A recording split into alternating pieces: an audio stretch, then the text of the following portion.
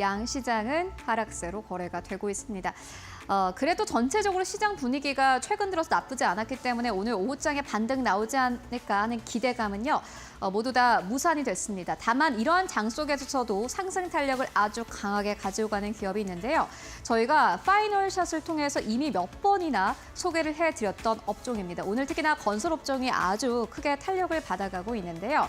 이렇게 시장에서 상승하는 기업들을 보면 가끔씩은 좀 두렵기도 합니다. 나만 수익률이 높은 기업들을 사지 못하는 것은 아닐까 하는 생각도 들고요.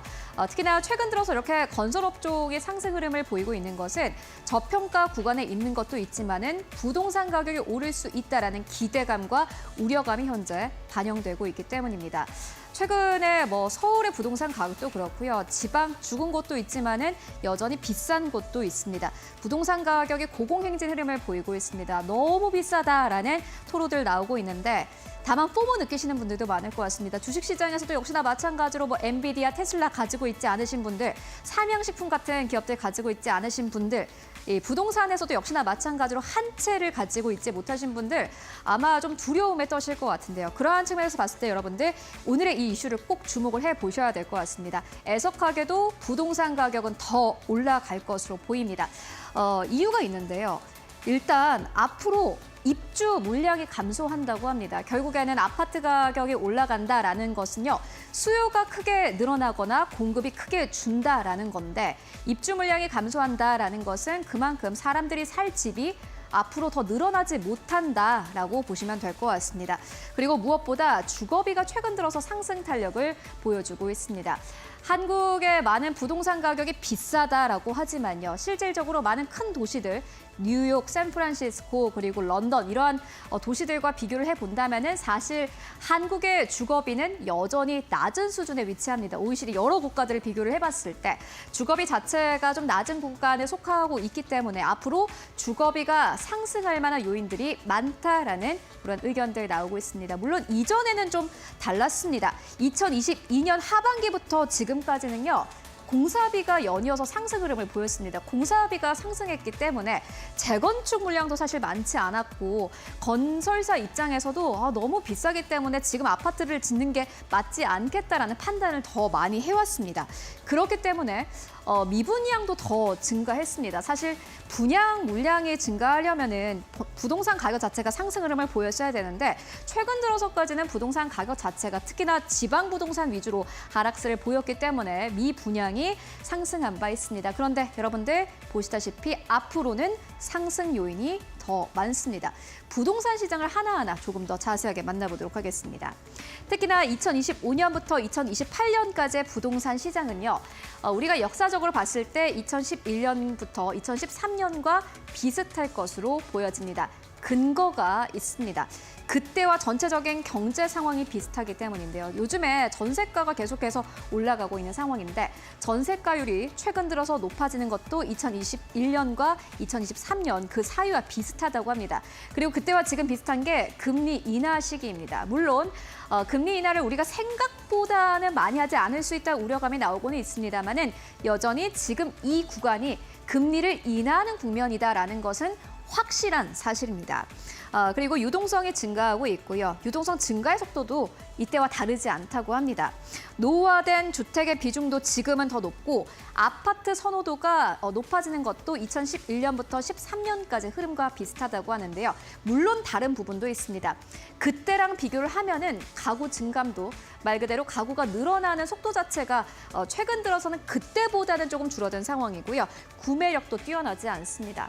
그때는 사실 지금만큼의 경기 침체는 아니었는데 지금은 경기 침체에 대한 우려가 나오고 있고 경제 성장률 자체가 1%대로 점쳐지고 있는 상황이기 때문에 그때랑 완전히 똑같다라고는 할 수 없겠지만은 그래도 많은 측면들이 부동산의 상황들이 그때와 비슷하다고 합니다. 2011년부터 13년까지 이때 전세가가 꽤 많이 올라간 모습을 확인하실 수 있고요. 이번도 역시나 마찬가지로 2025년 들어서 그때와 비슷한 상황들이 연출되고 있습니다. 그렇다면 우리가 이런 부분들을 어떻게 투자 포인트로 삼을 수 있을까요? 하나증권에서는 오늘 아침에 주택주가 모두 좋다라는 아주 긍정적인 투자 의견을 제시를 했습니다. 주택주라면은 지금 비중을 확대하는 것이 맞겠다라면서 오버웨이트의 투자 의견을 남겼습니다. 특히나 이 말이 굉장히 와닿았는데요. 지금은 아파트의 시대다. 지난해까지만 하더라도 전세 사기로 사실 사회가 아주 뜨거웠습니다. 이때 나온 어떻게 보면은 트렌드라는 것이 빌라보다는 사실 아파트를 선호하는 그런 인구가 더 많아졌고요. 앞으로 이러한 흐름은 더 커질 것으로 보여집니다. 그렇기 때문에 아파트를 선호하는 수요가 많아진다면은 건설사들은 당연히 수혜를 받을 수밖에 없겠죠. 아파트 선호가 과거에 비해서 상향되고 있고요. 이에 따라서 건설사들은요, 상품성이 좋은 아파트를 지을 수밖에 없는 상황에 처해 있는 겁니다. 거주비가 상승하고 있고 매매가는 상승하고 있고요. 미분양도 점차적으로 해소가 된다면은 앞으로 착공은 더 증가할 것으로 보여집니다. 그렇기 때문에 지금 건설주를 보는 게 맞고 모든 건설주가 사실 지금은 다 좋다라는 투자 의견이 나온 이유가 있는데요. 특히나 2025년부터 2027년까지 건설사들은 매년 순이익이 증가할 것으로 보여집니다. 아무리 좋다 그러더라도 리스크만 있고 실적이 안 좋다 하면은 지금 쳐다볼 이유가 없는데 보시다시피 실적이 늘어날 것으로 보여지고요. 마진 레벨이 높아질 것으로 보여집니다. 2025년부터 2026년까지는 전체 마진 높아질 것으로 보여지고요. 2026년부터 2027년까지는 매출액도 함께 증가할 것으로 보여집니다. 말 그대로 숫자가 더 커질 것으로 보여지는데 종목들로 바로 만나보시죠. 그래서 어떤 종목을 사는 게 좋냐라고 봤더니 5가지 종목에 대해서 커버리지를 했습니다. 하나증권에서는 HDC 현대산업개발을 탑픽으로 꼽았고요. 앞으로 목표 주가를 33,000원으로 제시했습니다. 오늘 장 초반에 이미 21,000원대를 넘어서면서 6%대 강세 탄력을 보여주고 있고요. 현대건설의 경우에는 51,000원대까지 상향했습니다. 현대건설의 경우에는 물론 건설도 있지만 철도가 있기 때문에 조금 더 밸류에이션을 주는 게 맞겠다라는 투자 의견을 제시하기도 했고요. GS건설은 24,000원대로 상향했고 DL-ENC 같은 경우에는 5만 원대로 상향을 했습니다. 대우건설은 살짝 약한 목표 주가를 보여주고 있는데 배당을 하지 않기 때문에 그만큼 밸류에이션을 할인했다라고 설명을 했습니다. 결국 투자 포인트는 이겁니다. 부동산 가격은 오를 것이고 건설사 이익은 매년 좋아질 것으로 지금의 주택주의 주가는 굉장히 싼 편이다라는 투자 의견을 제시하기도 했는데요. 그 가운데서 업사이드를 가장 많이 보고 있는 기업이 바로 HDC 현대산업개발입니다. 투자 포인트들 어떤 것들 있는지 좀 정리를 해보고 가도록 하겠습니다. 무려 하나증권에서는 HDC 현산의 주가가 70%의 업사이드가 열려 있다라는 아주 긍정적인 투자 의견을 제시하기도 했습니다. 먼저 첫 번째 포인트는 서울원 아이파크 분양이고요. 두 번째로는 이번 해에 분양 물건들이 꽤 많다라는 점에 주목을 하고 있습니다. 세 번째는 2026년 내년입니다. 파주에 메디컬 클러스터를 착공할 것으로 보여지고요. 컨소시엄도 여러 지금 참여를 하고 있는 상황입니다. 이렇게 여러 가지 포인트들이 있는 만큼 그만큼 돈을 벌어들일 가능성이 높고요. 어쨌든 간에 실적이 가장 중요한 게 지금으로서는 건설사들의 주가에 미칠 이 투자 포인트이기도 합니다.